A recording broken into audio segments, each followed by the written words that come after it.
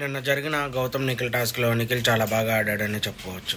First round ఒకటి గౌతమ్ గెలిచాడు, రెండో రౌండ్ మూడో రౌండ్ నిఖిలే గెలిచాడు. చాలా బాగా ఆడాడని చెప్పుకోవచ్చు. అక్కడ ఛాన్స్ ఇవ్వలేదు గౌతమ్కి. ఇంకా రెండో రౌండ్ మూడో రౌండ్ చాలా బాగా ఆడి విన్ అయ్యాడు ఆ టాస్క్ అని చెప్పుకోవచ్చు. అలాగే ఫస్ట్ టాస్క్లో కూడా నిఖిల్ బాగా ఆడాడు, కానీ నిఖిల్ గురించి ఎవరో హౌస్లో మాట్లాడలేదు. ఆ కేక్ పీస్ కట్ చేసే దాంట్లో కూడా నిఖిల్ బాగా ఆడాడు. అక్కడ రోహిణి గారు అవుట్ అయిపోయారు. అయితే పెయింట్ టాస్క్లో బాగా పోటాపోటీ జరిగింది ఇద్దరి మధ్య. చాలా అంటే చాలా ఇద్దరు నెట్టుకున్నారు, ఎందుకంటే ఇద్దరు టాప్ ప్లేయర్సే కాబట్టి. ఇద్దరి మధ్య క్లాషెస్ లాగా జరిగిన చివరికి నిఖిల్ బాగా హోల్డ్ చేశాడు గౌతమ్ని.